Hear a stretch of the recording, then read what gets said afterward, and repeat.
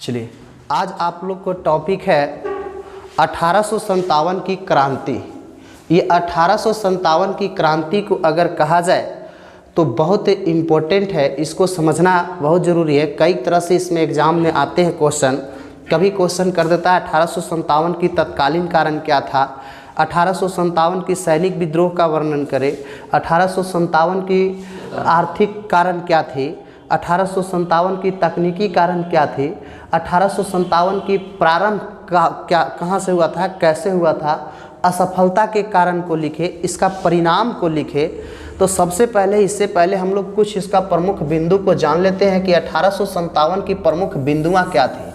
जिस समय 1857 की क्रांति हमारे भारत में चल रही थी, 1857 की क्रांति किसे कहते हैं? सबसे पहले क्रांति के मतलब है कि एक बहुत कुछ होने वाला है ना, बहुत बड़ा कुछ होने वाला, कुछ बदलाव होने वाला है, उसी को हम क्या कहते हैं? क्रांति कहते हैं। और क्रांति का मतलब होता है, तो इसका प्रमुख बिंदु था कि जिस समय 1857 की क्रांति होने जा रही थी, उस समय भारत के ब्रिटेन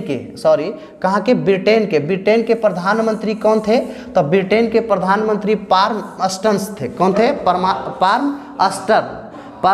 पार्म अस्टन थे प्रधानमंत्री ब्रिटेन के। और भारत के गवर्नर जनरल, जिसको अंग्रेज कहते हैं, भारत का वाइसराय कौन था? तो उस समय भारत में वाइसराय लॉर्ड कैनिंग था। कौन था?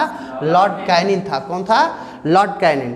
उसके बाद मुगल सम्राट कौन था? तो बहादुर शाह जफर द्वितीय, जिसको कहते हैं बहादुर शाह जफर द्वितीय। उसके बाद कहा जाए कि विद्रोहियों को दबाने के लिए नियुक्त सेनापति को किया गया था, जिसको क्या नाम था? कैम्पबेल नाम था। क्या था? कैम्पबेल। अब विद्रोह का प्रतीक क्या था? प्रतीक के मतलब क्या होता है? विद्रोह का प्रतीक था कमल रोटी।